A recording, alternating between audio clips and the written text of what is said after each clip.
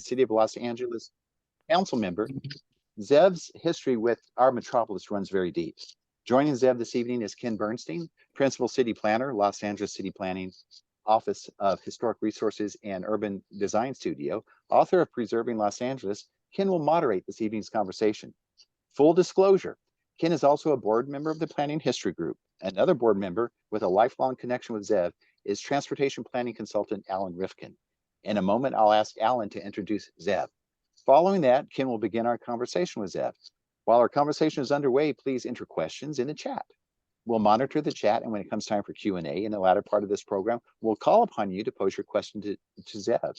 Or during the Q&A, you may use the raise hand function to ask your question. Thank you for joining us this evening. I'll now turn it over to Allyn Rifkin. Well, thank you, Mark, for that wonderful introduction. Hello, everyone, and welcome to our popular series, Conversations with the Author. Tonight, we have Zev Yaroslavsky, a discussion of his new book, Zev's Los Angeles, a political memoir from Boyle Heights to the halls of power.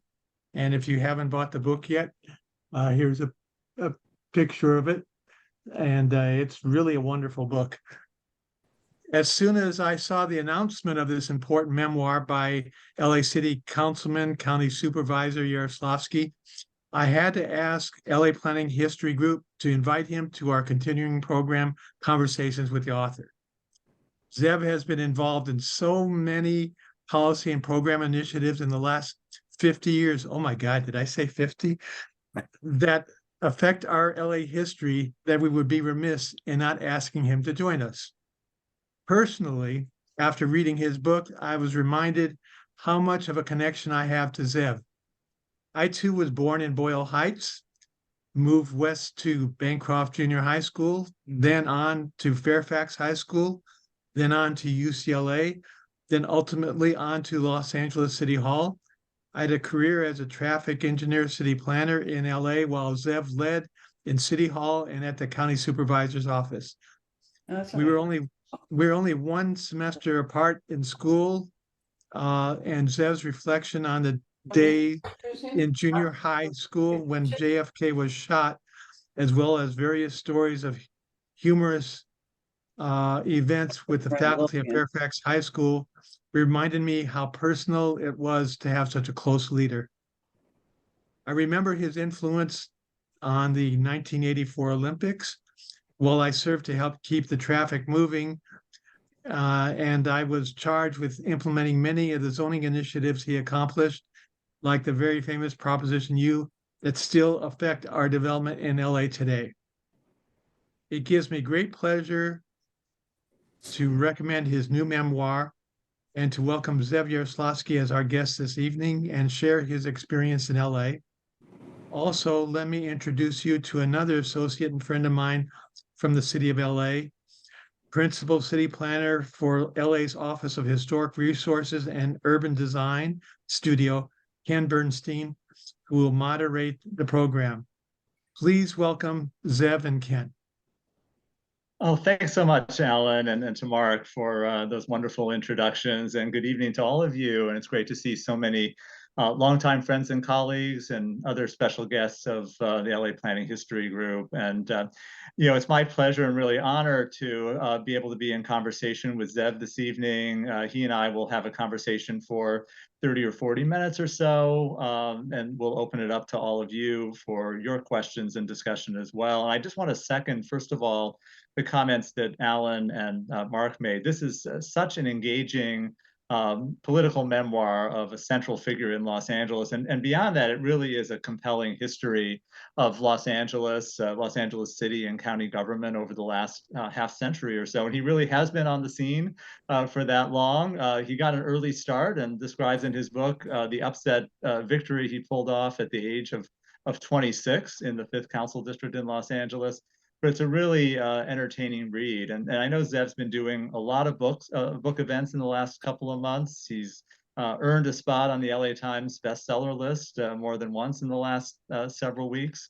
And he's been taking this very seriously, just as seriously as he took his role as a public servant over so many decades. And so tonight, We won't be able to cover the entire book, and there's a lot in the book I really commend to you.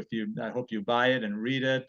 His role, first of all, his growing up in Boyle Heights and the Fairfax district, his role in fighting for Soviet Jewry in the early 1970s, his dramatic election to the council, as I mentioned. But tonight we'll really put the focus on planning in Los Angeles as a planning history group, and I'll try to tease out with Zev some of the key planning themes that he discusses in the book. But before we get into that, Zev, I wanted to ask to start, we have not had a lot of political memoirs in this city. Other cities like New York, you have mayors who write their own books and tell their history. That hasn't happened so much in LA. So what motivated you to write this book, and how long did it take you to do it? Well, the answer to that question may explain why there are so few memoirs. It took me almost 7.5 years. I wanted to do it for a long time. I mean, even when I was in office, I said, if I live long enough and I have the time, as a trained historian, I mean, I was trained to do two things in life, to be a runner at Fairfax High School and a historian at UCLA. I was in the graduate program there before I left. I believe that people, not just in politics, but in any walk of life, who have a story to tell, ought to tell it. Some people have a wider audience, some a smaller audience, but even if my memoir was only going to be read by my grandchildren, that would have been worth the effort. But I do believe that people who are consequential, one way or the other, in making history or participating in history, owe it to future generations and to themselves to lay out their own story and not leave it to somebody else to characterize it. So there are very few memoirs, political memoirs. I can name them on one hand. John Anson Ford wrote one, which is not really as much a memoir as it is kind of a textbook about county government. He was a county supervisor from 1934 to 58 in the seat that I occupied for 20 years. My colleague Richard Alatorre wrote a memoir. It was long, but it was good. It was good, especially the early years in the Chicano movement and how he got involved in politics, and then the role he played. It gets very little attention, but I think it's actually an important chronicle. But you look around. Tom Bradley didn't write a memoir. Ed Edelman didn't write a memoir. Fletcher Bowron didn't write a memoir. There's a book written about him, but he didn't write his story. I begged Roz Wyman to write one, who was the councilwoman, still the youngest ever council person to ever get elected. She passed away this past year. She just didn't have the desire to do it at her age. I begged Vince Scully to write a memoir, and he wouldn't do it. So I did it, and it was hard, and it caused me to every fact I assert in the book is documented. We didn't put all the documentation in the book, or it would have been 3 times thicker. But I've got 3 full boxes of documentation because I wanted it to be accurate. I wanted it to be taken seriously, and I wanted it to be not just a vanity project. I take some good shots at myself in this, and some of the things we did as a county and as a city. But I wanted it to be a history of the same period, and my memoir nested in the history of the same period. And I think it came out that way, and I'm very gratified that it's been received that way. Well, thank you for spending those 7.5 years and putting this together. It's well worth it. And I'll send you a bill, Ken. Thanks. Well, so in addressing the planning related themes in the book, and there are many, I wanted to start with the topic of homelessness and the unhoused population in our city, obviously front and center in the public mind today. And the book, you cover a wide array of housing related topics. You start with the rent control fight back in 1978, condo conversions in the late 70s, and then later in the book kind of turn your attention to your role at the county in addressing homelessness, in particular what was called Project 50, a housing first strategy that the county put forward, city and county to some degree, assisting the 50 most vulnerable individuals on Skid Row. what lessons do you draw from that experience and your career in addressing housing issues that kind of speak to this moment for Mayor Bass and for the current county supervisors in confronting this ongoing crisis? Yeah, the Project 50 was a project that was spawned quite serendipitously. My son was graduating law school at NYU, and Barbara and I went to New York for the graduation. And I asked Flora Gill-Krisiloff, who was my homeless deputy, and what, I'm going to be in New York for 3 days. Anybody I should see there? And she said, yeah, go see Roseanne Haggerty, who runs Common Ground, which is a nonprofit loosely affiliated with the Catholic Charities, and they've done a lot of work on homelessness. So I did. I set aside an hour on a Saturday to go see her. I ended up spending a half a day with her, and it was a transformational meeting. And at the end of that tour that she gave me of some of the stuff they had done, they were Common Ground cleaned up. I said cleaned up. They housed the people who were homeless on Times Square. If you remember New York and Times Square in the 70s and early 80s, they were consequential in housing the people who were living on the streets of Times Square. So I asked her, I said, what would you recommend I do when I go back to LA? Because I had become interested in this more viscerally, not just intellectually, but viscerally. And it pays to tell you the story.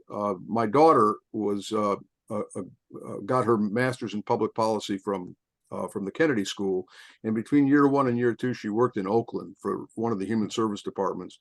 And she called me one night, and she said that she had been walking up Telegraph Avenue in Berkeley, and she saw a homeless person sitting on the curb, and she sat down next to him and engaged him in conversation. If you knew my daughter, you'd understand.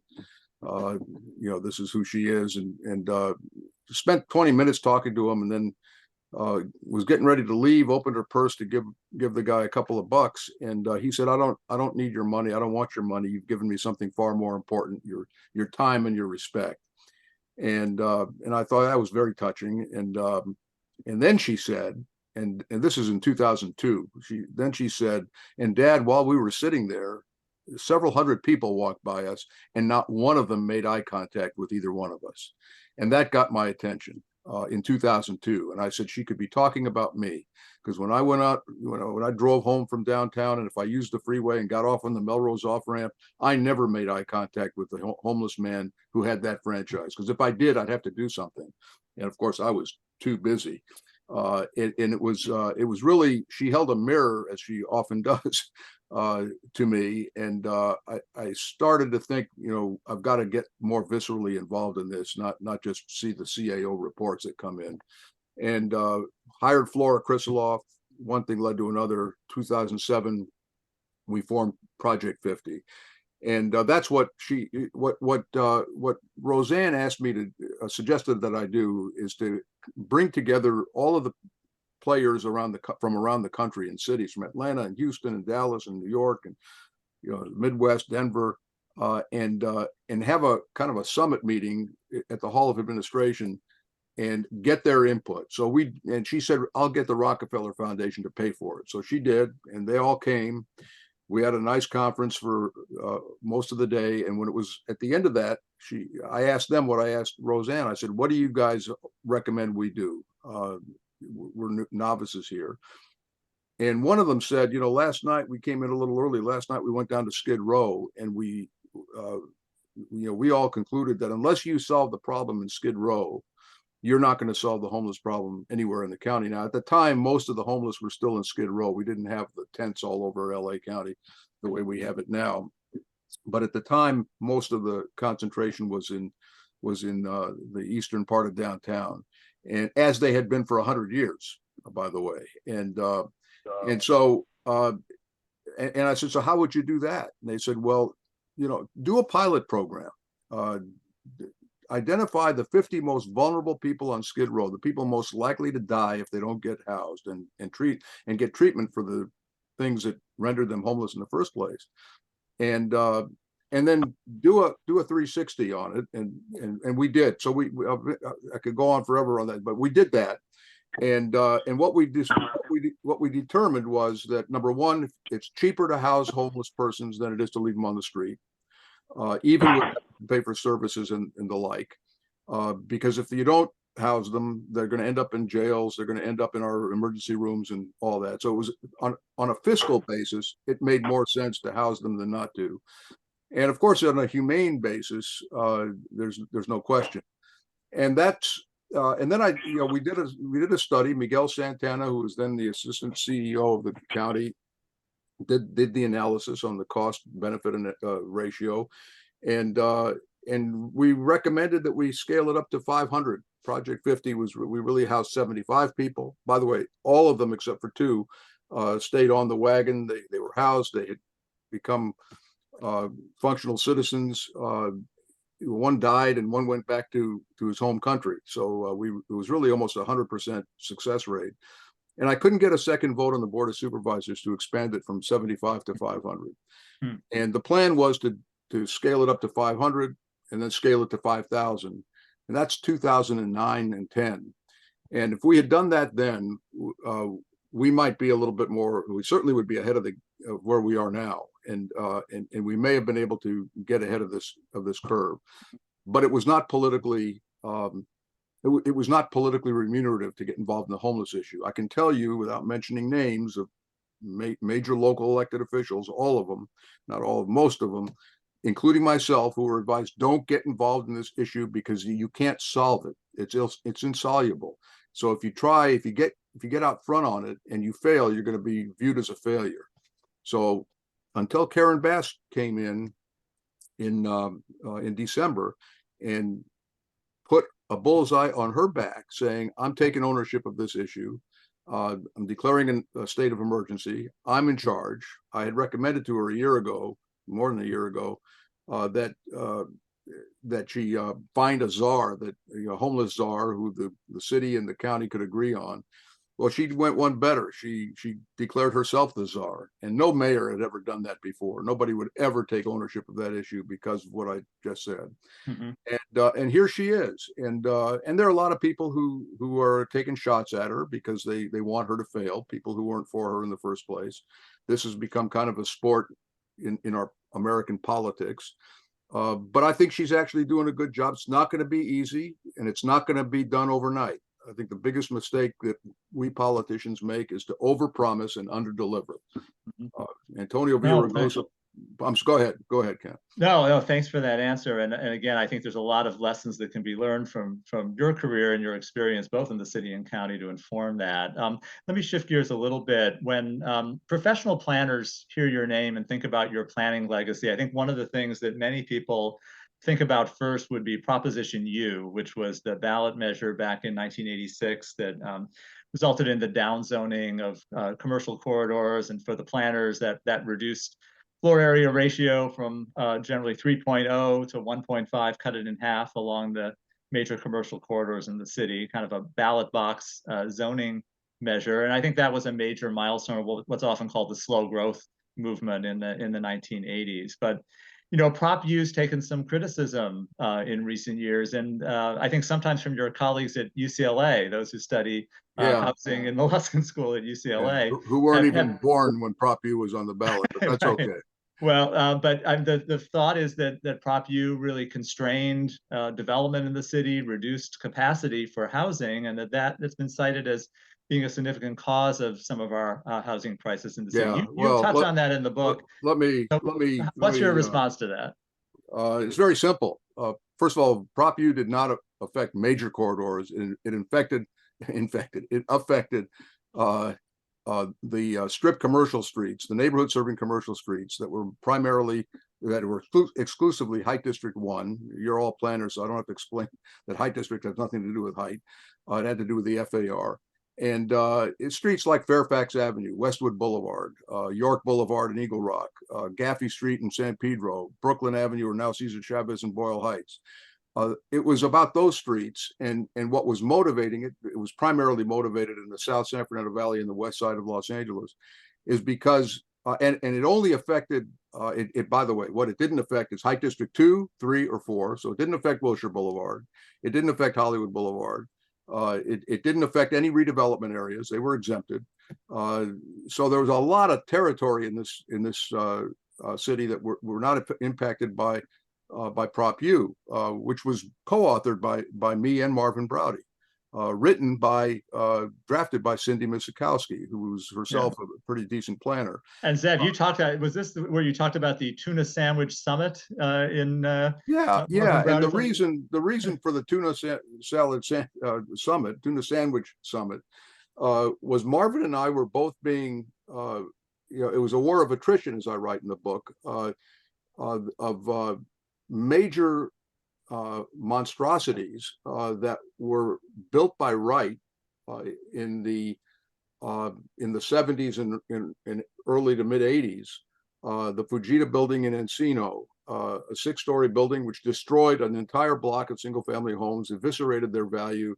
A temple nearby across the street bought it, and it's now a very nice parking lot. That was the result of a 3-to-1 building, commercial building, had nothing to do with residential. And let me stop for a second. Prop U had nothing to do with residential construction.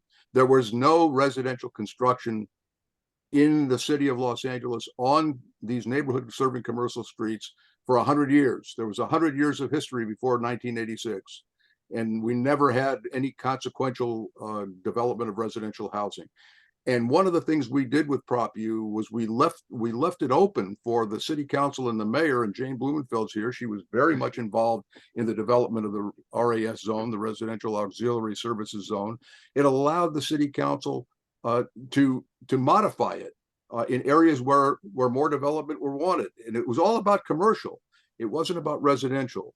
So the notion that there have been dissertations written about this. If I had been a professor grading those dissertations, I would not have passed them. Prop U only affected the High District 1 in the city of LA. There are 87 other cities in LA. There's Long Beach, there's Pasadena, there's West Covina, there's 87 other cities. If Prop U is the reason we have a housing shortage in LA, then how do you explain the housing shortage in the 87 other cities? Now, some of them have more housing than others, but most of them have housing shortage or don't have any multiple family housing at all. If we could have done, and maybe we should have done, but it wasn't an issue at the time, I would have had no problem saying that 1.5 to 1 for commercial development, 3 to 1 for residential development. But what the city has done is gone beyond 3 to 1. The apartment building that was built on where the Fairfax Silent Movie Theater used to be, and Alan knows that well, is right across the street from Fairfax High. That's a 4.5 to 1 FAR building. So with density bonuses and all of the incentives that come around for residential, you can build a pretty big building. And they're now on Pico Boulevard. There are some, 2 or 3 major, maybe 4, 6, 7-story buildings. That's not a problem. The problem, this was about commercial development. And I want to know, all of the professors and all of the YIMBYs, are you really shilling for housing, or are you shilling for any development on commercial corridors? Because we don't need any more Beverly Centers and West Side Pavilions. We just don't need them. We need housing. And I'm all for it. I'm within 100 feet of a commercial corridor. I'm all for housing within 100 feet of my and affordable housing at that. But Prop U had nothing to do with residential development. It just didn't. And yes, you can say that the city allowed residential development in the commercial zone. That's true, but nobody ever built residential development because it was more profitable to build a 0.5 to 1 FAR mini mall than it was to build a 6-story apartment building. And well, I look forward to hearing from Jane and others in the conversation. There may be some further discussion on that, but you gave a very vigorous defense of Prop U. But one thing you cannot dispute is that now, since 2000, or the late 90s or right around 2000, when the RAS zone came into being, that the density bonuses and some of the stuff that the legislature has done, that there's more of an incentive not to build 3 to 1, but to build 4.5 to 1. 3.5 to 1. That's and it hasn't changed. It hasn't been significant. It hasn't changed it hasn't reached a tipping point yet. But you're seeing some go up. But Prop U is not the reason. Yeah. I'll just tell you one other thing, one other story. I had talking to a professor from not in LA who said that the reason Prop U, the reason we don't have the reason we haven't built enough apartments is because between 1986 and he used as an example, between 1986 and 1999, the number of applications for apartment buildings plummeted at a 45-degree angle like that. And I said, there's a difference in correlation and causation. Gang-related homicides went up between 86 and 99, had nothing to do with Prop U. And he didn't like that response, and some of you may not like that response. So I went to I did some research. After all, I'm an academic now, so I did some research. Why did the number of applications for apartment buildings go down between 86 and 99? The reason was that in 1986, the vacancy rate in the LA Long Beach area for apartments was 2.9%. And in 1999, it was 8.9%, which by any measure today or then would be considered a surplus. Yeah. And projects were going belly up. I remember some of them were in my part of town, and the developers were, their projects were going broke. And that's the reason we didn't. It had nothing to do with Prop U. It had to do with supply. That at that time, supply and demand. Banks weren't lending for apartment buildings because they were going belly up, and the banks were eating it. Anyway, yeah. That's another factor. No, well, thanks for that vigorous defense. As I said, let me move on to the topic of the Olympics, and this is a topic that's near and dear to this organization. The LA Planning History Group just organized a colloquium earlier this year on the I watched it. Looking back at the 1932 and 1984 games to inform our planning for 2028. Arquedo, who's a board member who's here, led that effort. You played a central role on the city council in the debate in the late 1970s on the 84 Olympics and in helping to win the financial guarantees that ended up resulting in a tremendously successful games financially. What do you see as the key takeaways from that work and your role in the 84 games as lessons for LA in 2028 moving forward? Well, the first of all, let me take note of the fact that Anton Kalea, who was Mayor Bradley's man on the Olympics, his staffer on the Olympics, and he and I were good colleagues, but we had differences of opinion on this, but that didn't change the fact that we were good colleagues. And he was a great city employee, and he was very loyal to Bradley. He was very loyal to the taxpayers of the city. So I wanted to acknowledge him. I also want to acknowledge Bob Ronca, who was really a councilman for one term between 1977 and 81, who really led the battle to prevent the city from being exposed financially to the games. So this gets to the history part of the book. When you look at an event like the 84 games, the bid for the 84 games took place in 1978, and there were a lot of things going on in this state in 1978 and in this county, and one of them was Proposition 13. 2 years before 1978 were the Montreal Olympics. The city of Montreal ended up incurring $500 million in 1976 dollars, a $500 million deficit, which they only paid off in the mid 2000s. First decade of the 2000s. So we didn't want a repetition of that. So we didn't want a repetition of Montreal. And there was an uprising, there was a taxpayer revolt going on right at that time. And the other thing we had going for us, if you were an Olympic fan, and I am an Olympics fan, as I said, I ran track at Fairfax High School, not very well, but I did. And I used to joke that I was the only person on the city council who was actually used to be a subscriber to the Track and Field News, so I had some credibility. But when we had the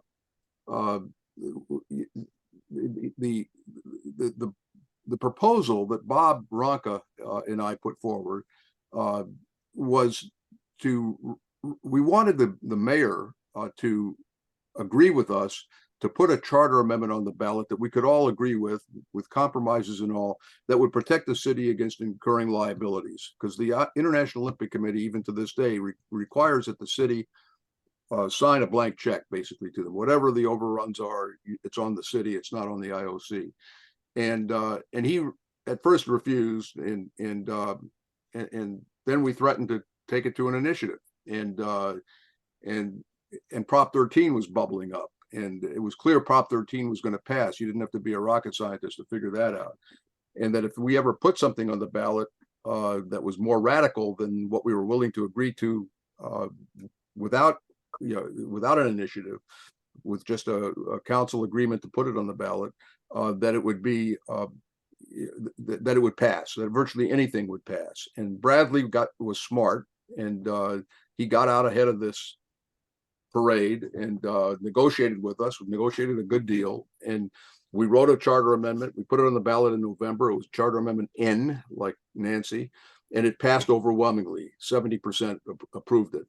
And it protected us, but it only protected us for the 84 games. None of us ever dreamt that we would live long enough to see another Olympic Games in LA in our lifetime. But now here we are. So there is no protection. The only protection is you're counting on some very responsible people, civic leaders, Casey Wasserman being at the leadership of it, and I have confidence that they're going to do it right, because I don't think it's politically acceptable or remunerative to have an Olympic Games that has to be bailed out by the taxpayers. I think the other thing we should know is, there's a lot of new stuff in this town since 1984. First of all, there's a transit system that we didn't have any part of in 1984.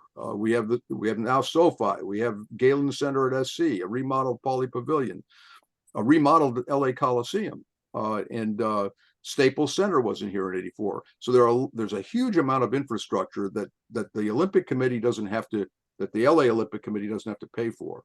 So really, all you got to do, there may be a velodrome that has to be built. These are relatively inexpensive. If it's done with discipline, like Peter Uberoth handled it, it should make more money than the Olympics made in 1984, and it can be reinvested in youth sports and all kinds of other things. Yeah. So, but you're right to point out that the protections were there for 84. They're not necessarily there for 28, but the venues are built, and so it is a so-called no-build games. I think one thing that occurs to me, though, and something that we discussed at the colloquium and in our discussion after some of those sessions, was that, is there a physical legacy that can come out of the 28 games? And did we miss that opportunity in 1984? In 84, we had the John Jurdy and Sussman Prasia kind of gateways at each of the Olympic venues, but those were ephemeral. They disappeared after the games ended, and there wasn't really a physical legacy of the games and community. There is for youth sports and the work of the LA84 Foundation. But do you see an opportunity, since planners and architects and others are assembled here, I see others who were part of that discussion for our colloquium. Is there an opportunity to leave more of a lasting physical and community legacy from the 28 games? Yeah, I think there is, and I think you need to be careful as to not to use the Olympics as an excuse to spend billions of dollars in physical infrastructure that we wouldn't have spent but for using the Olympics as an excuse. So there are things that have to be done, and that are crying out to be done. Certainly, it ought to be. It ought to be undertaken. It ought to be undertaken by the Olympic Committee, not necessarily by the taxpayers, if that's what you're driving at. I'm not a believer that because once that's a slippery slope, and once the taxpayers start to do this, the city cannot afford to do that. It simply can't, and you're going to find that out in the months ahead. The pandemic money is gone, and salaries are going up. I mean, it's going to be a rough ride. Yeah. But I do think, let me take issue with, there was a legacy to the 1984 games, much beyond the double decking of the circulation roads in the LA International Airport. The Olympics Arts Festival is the reason we have an opera in Los Angeles. The Los Angeles Opera started in 1986 because Placido Domingo was here at 84 of the games. He saw this opportunity. He put his name on this thing, and we have one of the great opera companies in the country. No, it's a great point. And a lot of other things. Yeah. So you mentioned one of the things that's changed since '84 is the transit system, and you cover that saga very well in your book. I mean, I think mayors such as Tom Bradley and Antonio Villaraigosa are often credited for the expansion of rail transit, but you've had a central role really putting your imprint on the regional transit system in various ways. You sponsored in 1998 Measure A, which was overwhelmingly approved and prohibited additional subway construction at the time, and that blocked some of the subway construction on the west side and east side. But then you turned around and helped conceptualize the Orange Line, what became the bus rapid transit system in the San Fernando Valley, and advanced the Measure Expo line. R, which built the And Measure R, which restored the then subway. really expanded the rail system, and the Expo line and its expansion to the west side. We could spend a whole hour talking about transit, but I think one of the takeaways I had from the book is your focus really on addressing the challenge of NIMBYism in many cases, with transit systems and elsewhere, and overcoming opposition to rail and bus rapid transit expansion. What were some of your takeaways as your role as an elected leader and your strategy to overcome that NIMBY challenge that so many planners and elected officials face? Well, look, Measure A in 1998 is, I believe, is one of the most important measures, other than the funding measures, that ever got approved. Because had we not had Measure A, we would have had a subway down Pico Boulevard. And if those of you who are old enough, I don't see anybody old enough to remember the 1980s on this call, but let me refresh everybody's memory. In 1985 or thereabouts, there was an explosion on the Ross Dress for Less property on 3rd Street, just east of Fairfax. Congressman Henry Waxman then took that, who was never comfortable about the subway coming up Fairfax Avenue, which was the original route it was going to take. And that was the straw that broke the camel's back, and he got legislation, an amendment to some bill passed that prohibited tunneling under the what was it called? The high risk methane zone. It was basically an ovular space from Western to La Cienega with Wilshire Boulevard bisecting it. So basically you couldn't tunnel between La Cienega and Western Avenue. So that was part one. That was why you couldn't build under Wilshire.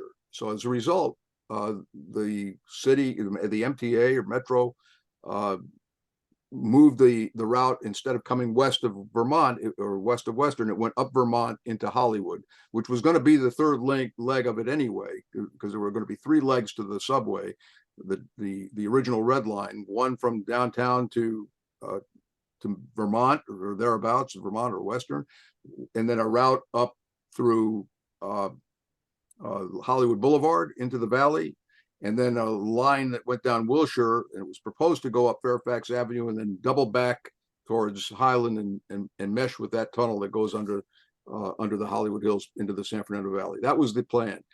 Now, all of a sudden, there's no ability to build a subway under Wilshire Boulevard. Now, Wilshire Boulevard, if we hadn't have built a subway on Wilshire, if we had built it on Pico, you'd all be sitting here asking me, how the hell did you let that happen? It's like the people who say, why didn't you build a subway station at the Hollywood Bowl, for God's sake? Why did the Green Line not go into the airport? And you'd be saying, rightly, Wilshire Boulevard is a high density corridor, Height District 2 and 3 in those days. So I think it's still pretty much that 10-to-1 FAR in Koreatown and beyond. And why would we build a subway on Pico, which had, the tallest building there was a storage facility that was 5 stories high, and not build it where the density already was? And in order to stop that, and by the way, Metro was about to go bankrupt in the late 90s. Metro, like the County of LA, was on the verge of bankruptcy.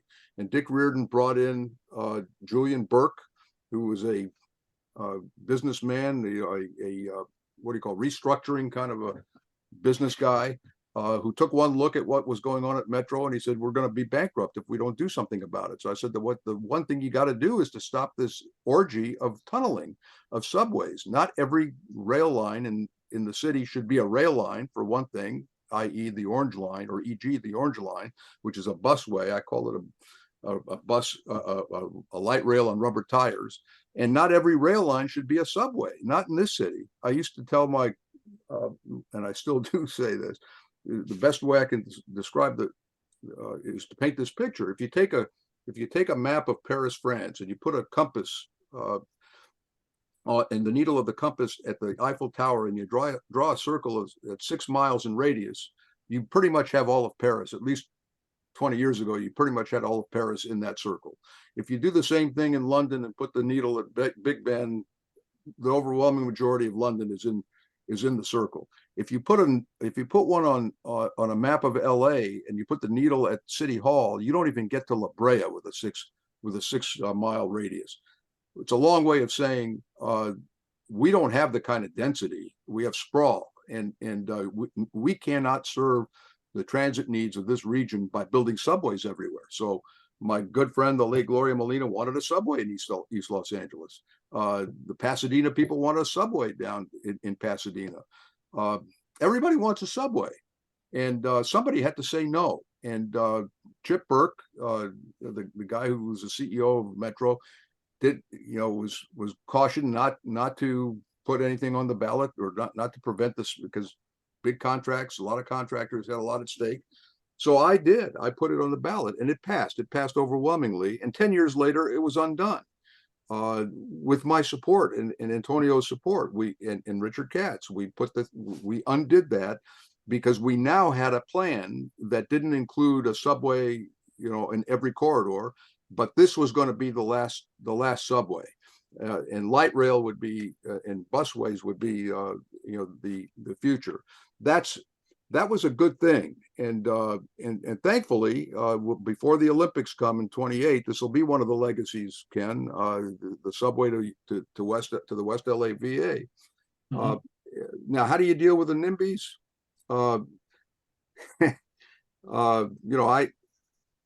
Maybe that's my next book. I'm not sure there is.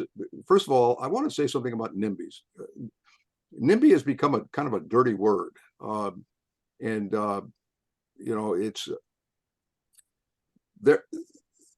When people come into a neighborhood and say, this thing has been zoned for X, I bought the property for twice as much as it was worth, and I can't make this project pencil out unless I get 2X. Why is the neighborhood around it a NIMBY? Why are they bad people for demanding that the city comply with the zoning, that the zoning means something? Gail Goldberg, who you all know, Gail had a great quote. I quote it in the book. She said that in most cities in America, the value of a piece of land is determined by the zoning of the land, the underlying zoning on the land. In Los Angeles, the value of the land is determined by what the developer thinks he can get the zoning to be. It's a bazaar. It's a goddamn bazaar. And so that's why you've had all this corruption. You got somebody building a skyscraper in Koreatown. Somebody builds a skyscraper on the old Fed lot, etc. And so, no, this is important, Ken. So I don't necessarily paint all NIMBYs with a broad brush. They have a case to make, and they have a right to make the case. But it's a lot easier. I'll be very candid with you. It's a lot easier to be a county supervisor and deal with NIMBYism than it is to be a city councilman. I represented 2 million people. In the city council, I represented 225,000 people, and it's a lot easier. If you and I treated the people who were opposing the orange line with the same respect I treated people in Westwood who didn't want, Westwood to change. But at the end of the day, if you alienate 100,000 people as a county supervisor, you still have 1.9 million people to fall back on.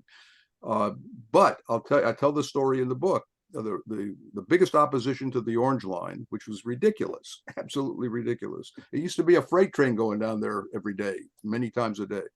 This was nothing compared to that.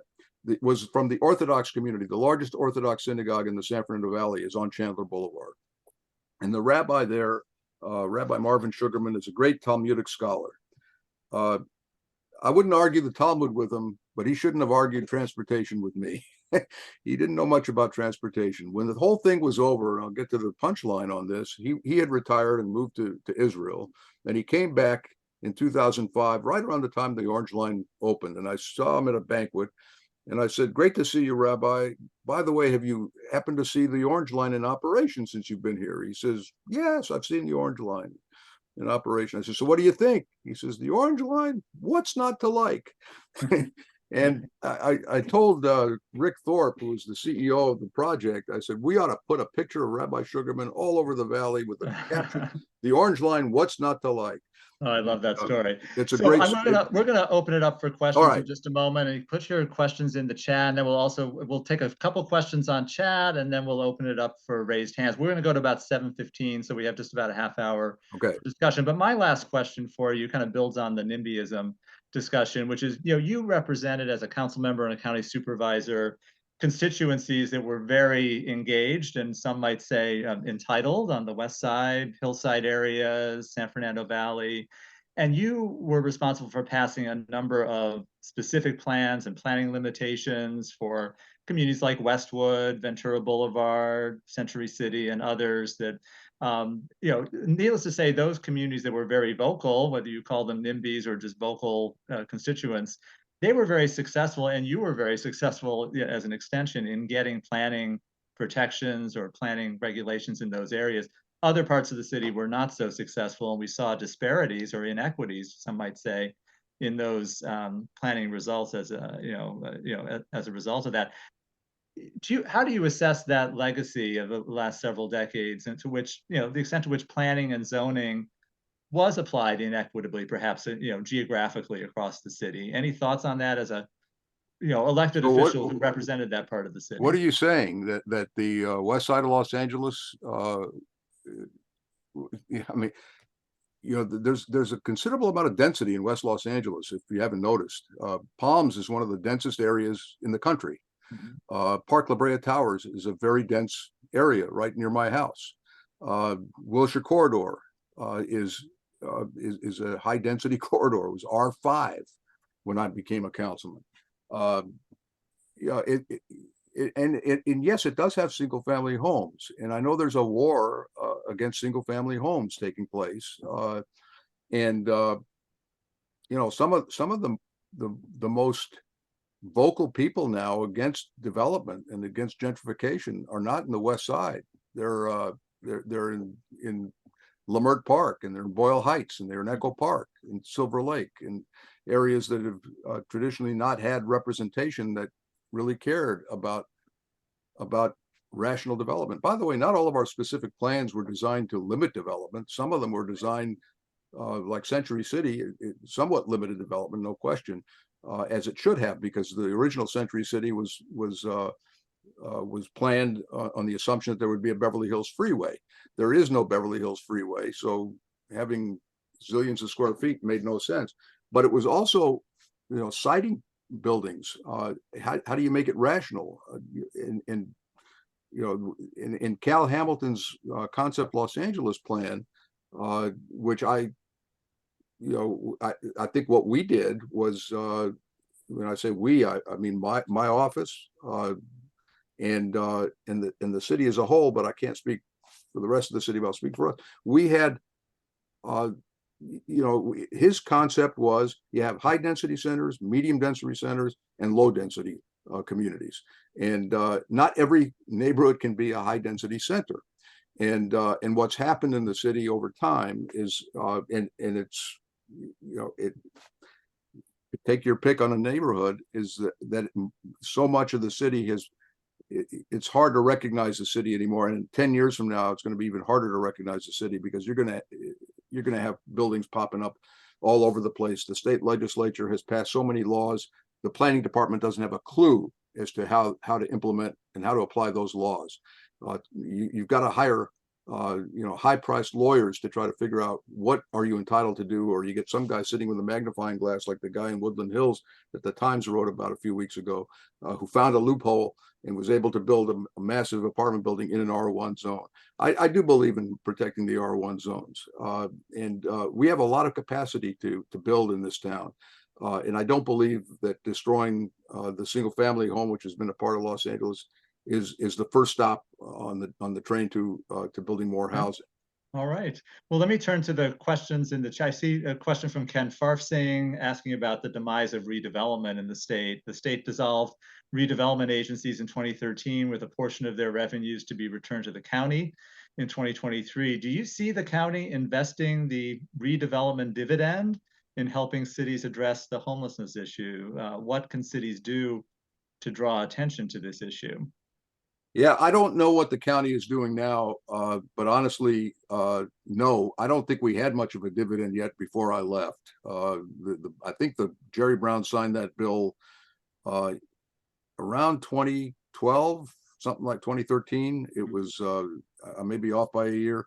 So there was no dividend to be invested. I think there was an effort by the county to try to replicate in some fashion the redevelopment concept. I talked to Jerry Brown about that bill when it was working. This was his bill. He cooked it up, and he told me, quite frankly, he said that when he was mayor of Oakland, he realized how corrupt the redevelopment agency could be, and what what's the word I'm looking for? There were abuses, no question. Abuses, Yeah. exactly. That's the word I was looking for. Thanks, Ken. Yeah, I mean, Arcadia declared their whole city blighted, and there were areas of the city. The city of LA declared the area where Staples Center was after Staples was built as blighted. It wasn't blighted. And so Jerry Brown saw this as an abuse that had to be corrected, and it was siphoning off money from schools and cities and counties. And he didn't want to negotiate over it. He just wanted to have a clean cut and end redevelopment. Well, right. I do see we have several LA CRA alumni with us this evening. They may have some other thoughts on that, but we have not substituted for that dependable source of affordable housing. No, I didn't say they did. I don't know what the city has done. The county also had redevelopment, right? The county also had a redevelopment agency, not the same extent as you did, but we had some unincorporated areas, and we didn't make any moves to do it. And I don't know that I'm not surprised that the city hasn't reinvested it.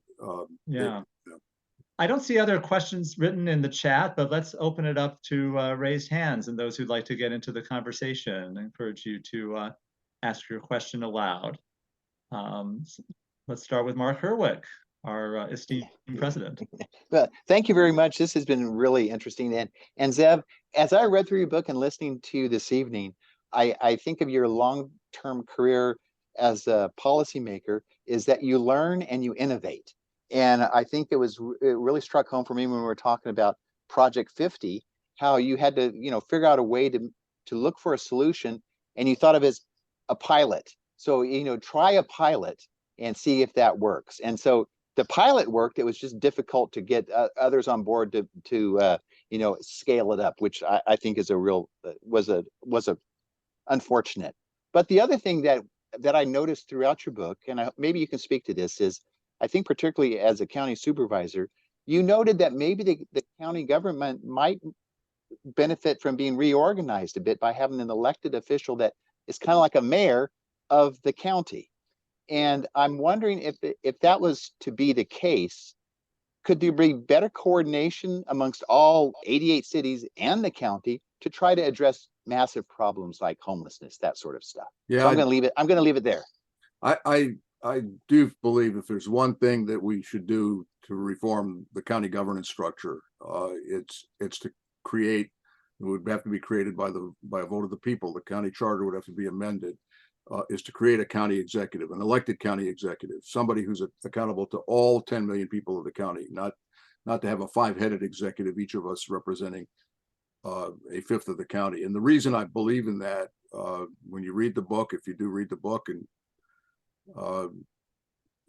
there's a chapter in there about Martin Luther King Hospital. Martin Luther King Hospital and the closure of that hospital would never have happened if there had been one person in charge of the whole county who was elected, because no elected mayor or county executive would ever have allowed it to get to that state of affairs, because it would have been an existential threat to their reelection. When you have 5 people in charge, nobody's in charge. And I could go down, I could tell you more recently, the pandemic, Barbara Ferrer, this is not based on anything Barbara Ferrer has said to me, but I know how the county works, and I watched it. You had 5 supervisors and 5 different shades of opinion on what you ought to do. And they were all, in their minds thought through, and I'm not criticizing any of those 5 supervisors, but put yourself in the shoes of the public health director of the county of LA. You got one supervisor who wants to shut everything down. You got another supervisor who wants to not shut anything down. Some want masks, some don't want masks, some want the schools closed, some don't want the school closed. So as my doctor once told me, you can negotiate with your prostate, but you can negotiate with your urologist. You can't negotiate with your prostate. You can negotiate with the supervisors, but you can't negotiate with COVID. And I felt her pain. I mean, it was just a horrible situation. And more importantly, it was dangerous, not to be able to come to we're lucky it wasn't worse than it was, and it was pretty bad. So if you had one person in charge, Barbara Ferrer, when she was in Boston, reported to the mayor of Boston, not to a board of 5 people. And so there's a move now to expand the board of supervisors. I'm dead set against it unless you create a county executive. If you like the 5 supervisors, you'll love 7 or 11. But what you need is one person in charge, and anybody who's been in that milieu understands that. When I retired in 2014, I said at my retirement event that I can't think of a worse form of governance than the 5-member board that the county of LA has, unless you're one of the 5. And then it's one of the best jobs in the world. It's powerful. You can do a lot of stuff, or you can not do a lot of stuff, but you need somebody in charge. It's a $40 billion corporation with 115,000 employees. It would be the 10th or 11th or 12th largest state in the union. Can you imagine going to North Carolina and saying, boy, do we have an idea for you? Get rid of your governor and your legislature, elect 5 people from 1/5 each in a district, and it'll run the state. You couldn't get to the Appalachian Mountains fast enough. They'd run you out of town. So yeah, that's my view. It won't happen anytime soon, because the county board of supervisors will never put it on the ballot. And I don't see anybody who's willing to fund an initiative to put it on the ballot. So we're stuck with it. And I also don't think that expanding the board, and I'm not sure that expanding the council is going to get approved by the voters. It's been tried several times, both at the city and the county, and each time it loses 2-1, by 65-35. People don't want to create more politicians, and they have to make a case for it. And anyway, I hope that answers your question. Thank you. Thanks. Let me go to the next question from the chat, which is from Hillary Norton. And Hillary's worked for several city council members and has been a key advocate alongside you and others for our transit system, and been a transportation commissioner. And Hillary asks, as a former city council staffer, when you were a city councilman, you were well known for being fantastic to your staff, especially empowering women. Can you talk about the importance of great and loyal staff to being an effective leader? And I would second that. You had staff that was with you from the early days of your council office through your time as a supervisor.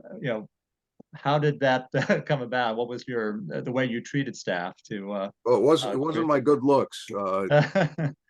Look, when I first got elected, one of my heroes in politics was Senator Henry Jackson from the state of Washington, U.S.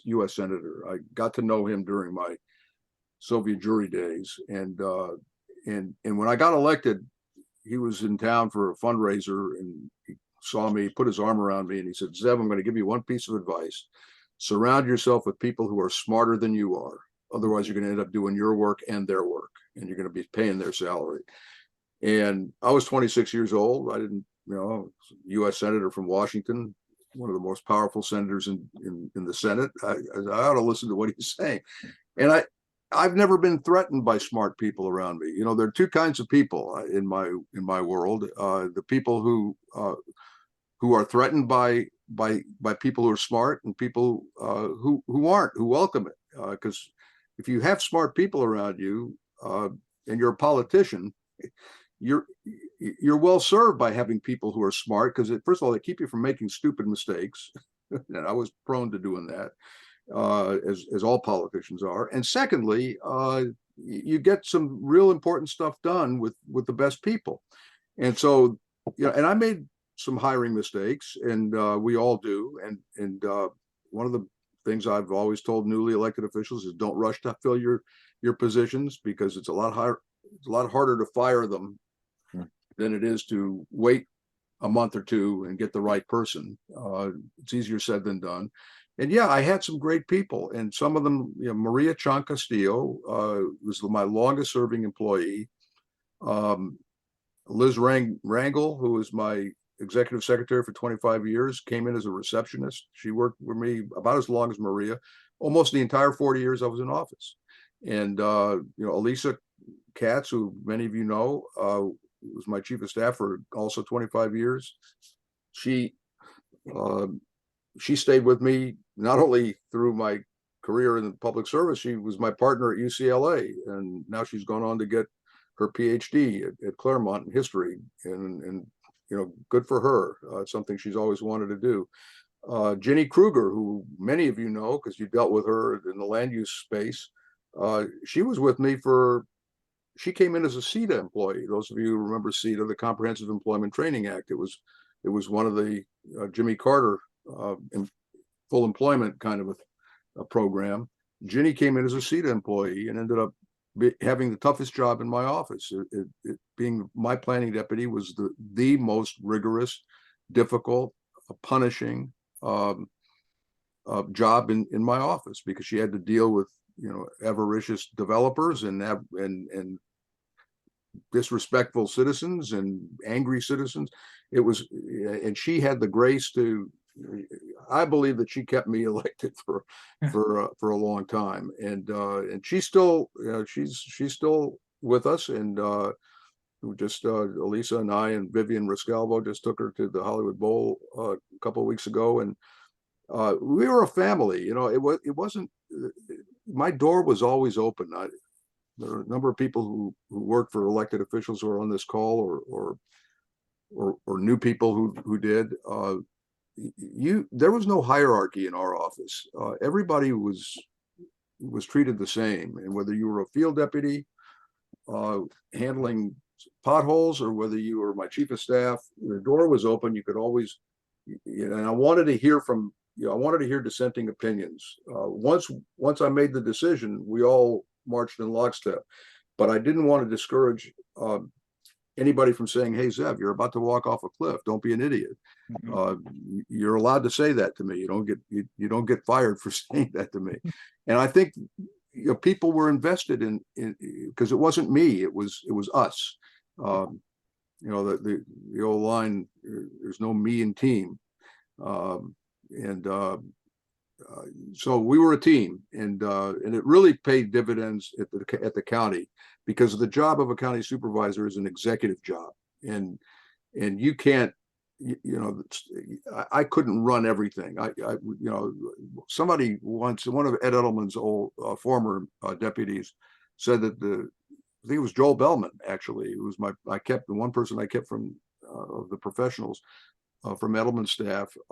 He said that it was like the Knights at the Round Table. It was like a cabinet room when the staff got together. You had your Secretary of Welfare, and you had your Secretary of Transportation, you had your Secretary of, you know, all the departments, and everybody, you know, so I had that kind of rapport and respect, mutual respect, and I credit Henry Jackson. If I had, no, that's wonderful. Going back that far to that early discussion.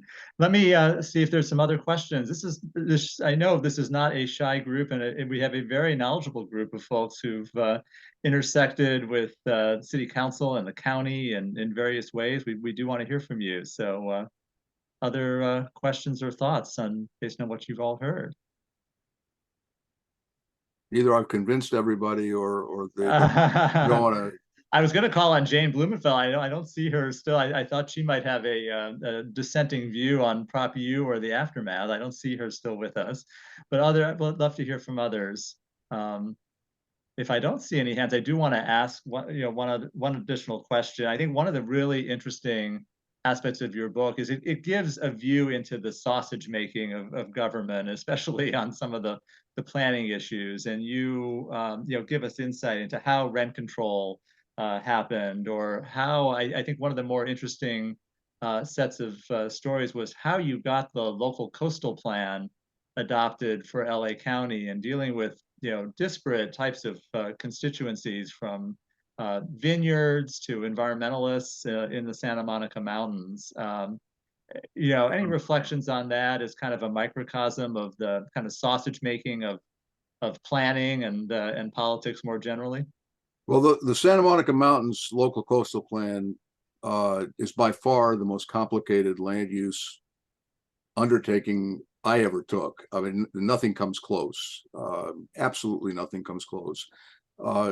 There's a reason why that was the last of the coastal zones that had not been approved by the Coastal Commission, because the county, which was the lead agency on this, could never come to terms with the Coastal Commission. It's a long story. It's a whole chapter in the book. I debated whether to write a whole chapter about this, but it is such a window onto how the sausage is made, as you say. I mean, the give and take, the compromises I had to make, the compromises that I asked Heal the Bay to make. They wanted to throw the book at the horse owners, and I said, we're not going to get the Board of Supervisors to approve any coastal plan which throws the book at the horse owners. So we need to have some kind of a middle ground here. And to the the vineyards, we banned vineyards in the Santa Monica Mountains. It was there are some vineyards there, and there have been for some time, but there are not a lot of them. But they presented an erosion and a pollution problem. The pesticides run off down the hill into the creeks and end up in the Santa Monica Bay. So Heal the Bay wanted a ban on vineyards. And by the way, I enjoy a glass of Cabernet every now and then. So I'm not anti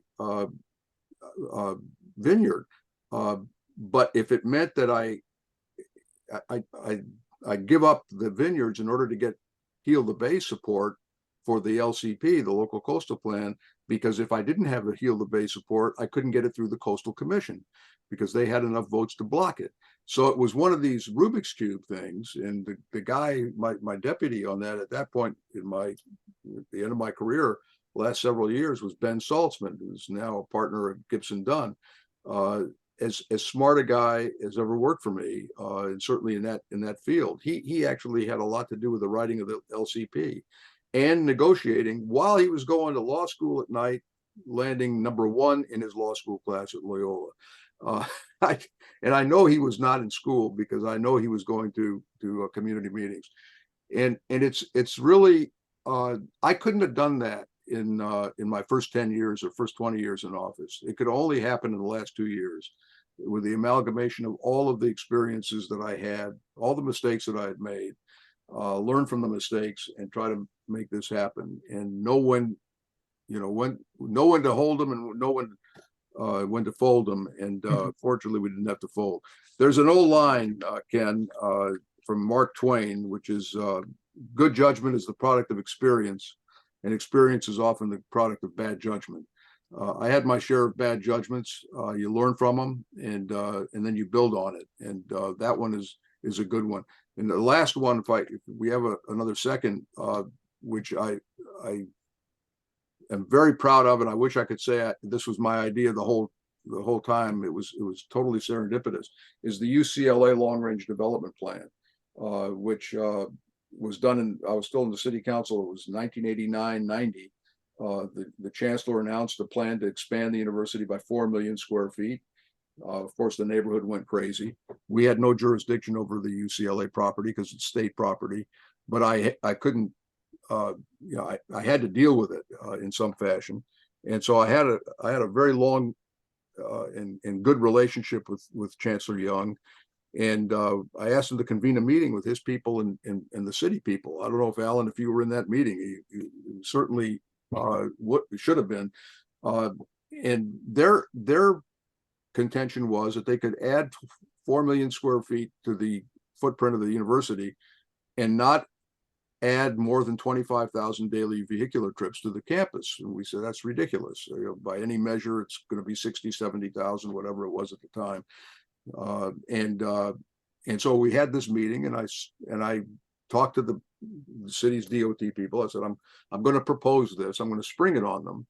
Tell me if this is crazy or if it makes sense. I said that we could phase the 4 million feet, 1 million at a time. There's a finite number of ways you can get in and out of the campus, so we can count the vehicles every year in October, the busiest time of the year, and let's give them 1 million feet.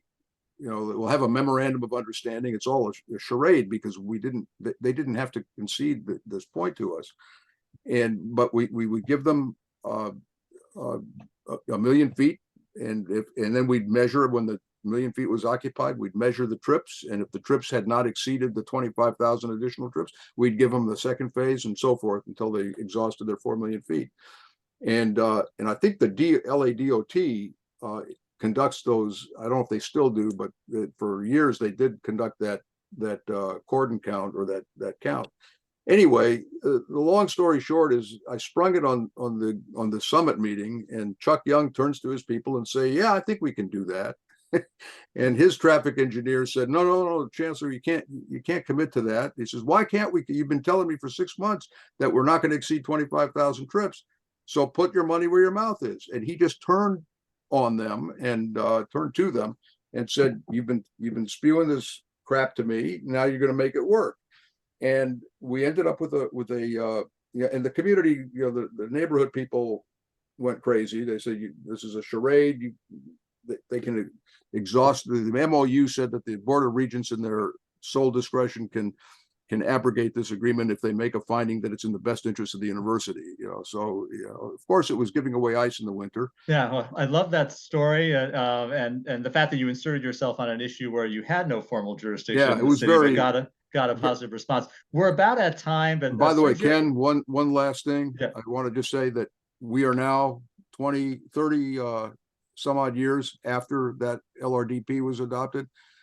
The number before the pandemic, forget the pandemic for a second, before the pandemic, they have never really deviated from the traffic count that they had back in 1990, because what they did was they built housing on campus and near campus. And UCLA as an undergraduate university, the undergraduate part of it is now a residential campus, not a commuter campus, which it was. And going back to one of our themes, that will be the Olympic Village in 2028 as well, doing double duty. Just very last question, because we are at time, but Sergio Valdez got a question in under the wire, maybe just a really quick answer. Do you think that term limits have reduced the quality of our elected officials? It seems just when a person is learning their job, they leave for another position. You developed this expertise, the experience, knowing how to make the sausage after all those years. What's the impact of term limits in your view? I think Sergio's right. I never was a fan of term limits. I think it's a mistake. I remember when Kenny Hahn retired, and we honored him in 1992. We honored him at the city council, and I pointed out, I did a little research on Kenny, and I said if we had term limits, 2 term limits, we wouldn't have had call boxes on the freeway. We wouldn't have had the paramedic thing he did at the county, the EMS operation. I mean, so many things he did after the first 8 years of his career. He was also a 40-year guy at the county. And I think it's, I get it. People are angry. They want to take it out on somebody. They take it out on their elected officials, but it's not serving them well. And it took me, even with 20 years of experience as a city councilman, it took me a year to figure out when I got to the county that I was an executive. Elisa once just said to me, you don't need, I said, so there was some issue, and I said, let's call a hearing on this. She said, you don't need to call a hearing on this. You could just fix it, put in a motion and you fix it. You're in charge. So it was like an aha moment. But I think term limits is a mistake, and I don't see how that's going to be undone anytime soon, but we pay a price for it.